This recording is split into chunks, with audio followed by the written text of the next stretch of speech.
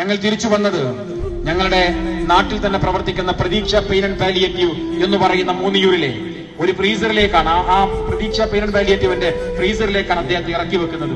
അപ്പോഴും ഞാൻ ആലോചിച്ചു, പ്രതീക്ഷ പെയിൻ ആൻഡ് പാലിയേറ്റീവിന്റെ ഡയറക്ടർമാരിൽ ഒരാളായി മൂന്നിയിൽ അതിന് നേതൃത്വം കൊടുക്കുമ്പോ അദ്ദേഹം ഒരിക്കൽ പോലും ചിന്തിച്ചു കാണില്ല, എന്റെ മയ്യത്തോട് രാത്രി എന്റെ മയ്യത്തിന് പരിക്കു പറ്റാതെ ഫ്രീസറിൽ വെക്കാൻ ഒരു ഫ്രീസർ വേണം എന്നായിരിക്കില്ലല്ലോ അദ്ദേഹം ആലോചിച്ചത് എന്നെനിക്ക് തോന്നിപ്പോയി. അദ്ദേഹത്തെ കൊണ്ടുകിടത്തിയത് അദ്ദേഹത്തിന്റെ വീട്ടിലാണ്. അവിടെ മാത്രമാണ് ഒരു വിഷമം ഉണ്ടായത്. അവിടുന്ന് അങ്ങോട്ട് ഓരോ യാത്രകളും, പിന്നീട് ഇന്ന് രാവിലെ പ്രിയപ്പെട്ട PM ഇസ്ലാം സാഹിബൊക്കെ അദ്ദേഹത്തിന്റെ മയ്യത്ത് കാണാൻ വന്നത് ഞങ്ങളുടെ മദ്രസയിലേക്കാണ്. ആ മദ്രസ ഇന്ന് ഞങ്ങളുടെ നാട്ടിലെ 2 ബ്രാഞ്ചുള്ള ഒരു 12 സ്ഥലവും 7 നില കെട്ടിടവുമുള്ള സമ്പന്നമായ ഒരു മദ്രസയാണ്. ആ മദ്രസയുടെ പുതിയ ബിൽഡിംഗ് ഉണ്ടാക്കുന്നത്, അതിന്റെ ബ്രാഞ്ചിന്റെ ബിൽഡിംഗ് ഉണ്ടാക്കുന്നത്, സ്വന്തമായി 2 നില വാണിജ്യ കെട്ടിടം ഉണ്ടാക്കുന്നത്, എല്ലാത്തിന്റെയും ചെയർമാനായി നിന്നത് അദ്ദേഹം തന്നെയായിരുന്നു. ആ മദ്രസയിലാണ് അദ്ദേഹത്തിന് അവസാന യാത്രമൊഴി നൽകാൻ ഞങ്ങൾ കൊണ്ട് കിടത്തിയത്.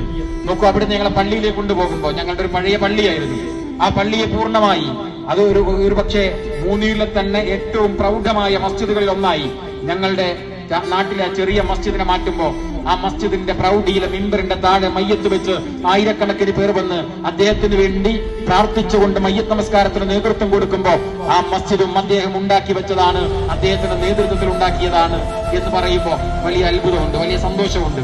അത് മാത്രമല്ല, നിങ്ങളുടെ നേതാവായിരുന്നു, ഞങ്ങളുടെ നേതാവായിട്ടുള്ള അദ്ദേഹത്തിന്റെ മയ്യത്ത് മൂച്ചിത്താണി ജുമാ മസ്ജിദിലെ ഖബർസ്ഥാനിലേക്ക് ഇറക്കി വെക്കുമ്പോ ഞങ്ങൾ ആലോചിച്ചത്, ഇനി ഒരു മയ്യത്ത് വെക്കാൻ ഖബറില്ലാത്ത വിധം ഞങ്ങളുടെ ഖബർസ്ഥാൻ നിറഞ്ഞപ്പോ അവിടെ ഇനി സ്ഥലം വേണമെന്ന് പറഞ്ഞ് അതിനുവേണ്ട സൗകര്യങ്ങൾ ഉണ്ടാക്കി മണ്ണടിച്ച് പുതിയ മയ്യത്തുകൾ വെക്കാനുള്ള പ്രതലം ഉണ്ടാക്കിയപ്പോ അങ്ങോട്ട് ഇറക്കി വെച്ച ആദ്യത്തെ മയ്യത്തും ആ മഹല്ല് കമ്മിറ്റിയുടെ പ്രസിഡന്റായി അതിന്റെ പ്രവർത്തനങ്ങൾക്ക് നേതൃത്വം കൊടുത്ത അദ്ദേഹത്തിന്റെ മയ്യത്താണ് എന്നതും ഒരു പ്രാദേശിക മുസ്ലിം ലീഗ് നേതാവ്, ഒരു പക്ഷേ ബക്കർ സാഹിബ് എന്നല്ല, നിങ്ങളുടെ നാട്ടിലേക്ക് സാധാരണ ലീഗുകാരൻ, അവൻ മദ്രസ കമ്മിറ്റിയുടെ നേതാവാണ്, അവൻ പള്ളി കമ്മിറ്റിയുടെ നേതാവാണ്, അവൻ മഹല്ല് കമ്മിറ്റിയുടെ നേതാവാണ്, അവൻ പെയിൻ ആൻഡ് പാലിയേറ്റീവിന്റെ നേതാവാണ്, അത് അവിടുത്തെ പ്രാദേശികമായ പ്രവർത്തനങ്ങളുടെ നേതാവാണ്, അവിടുത്തെ വേദനിക്കുന്നവന്റെ ഹൃദയമാണ്, അവിടെ കരയുന്നവന്റെ കണ്ണുനീരാൻ, അങ്ങനെ എല്ലാമായാണ് ഒരു ലീഗുകാരൻ അവന്റെ ജീവിതത്തിൽ കടന്നു പോകാറുള്ളത് എന്ന് അർത്ഥവത്തായ രൂപത്തിലേക്ക് അനുഭവിച്ച ഒരു ദിനത്തിലാണ് ഞാൻ നിങ്ങൾക്ക് മുമ്പിൽ വന്നു നിൽക്കുന്നത് എന്ന് പറയാൻ ഈ അവസരത്തെ ഉപയോഗപ്പെടുത്തുകയാണ്. ആ യാത്രയിലുടനീളം അദ്ദേഹത്തിന് വേണ്ടി നിർമ്മിച്ചു വെച്ച ഒന്നും ഉണ്ടായിട്ടില്ല.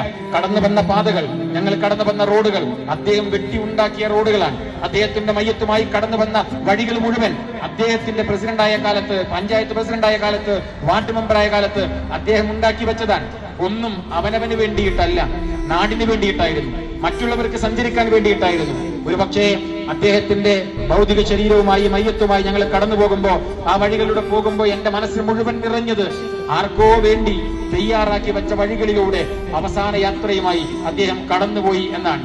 പക്ഷേ ഒരു വേദന മാത്രമുണ്ടായത്, അവസാനം മയ്യത്ത് കൊണ്ടുവച്ച ഒരു രാത്രി റൂഹ് പിരിഞ്ഞ മയ്യത്തിനെ കിടത്തിയത് അദ്ദേഹത്തിന്റേതല്ലാത്ത, എന്നാൽ അദ്ദേഹത്തിന്റേതായിരുന്ന വീടിനകത്ത് മാത്രമാണ്.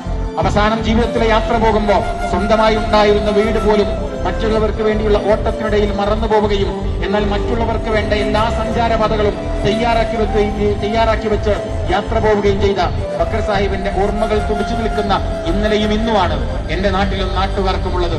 നിങ്ങളുടെ നാട്ടുകാരനായി, നിങ്ങളുടെ കൂട്ടുകാരനായി, നിങ്ങളുടെ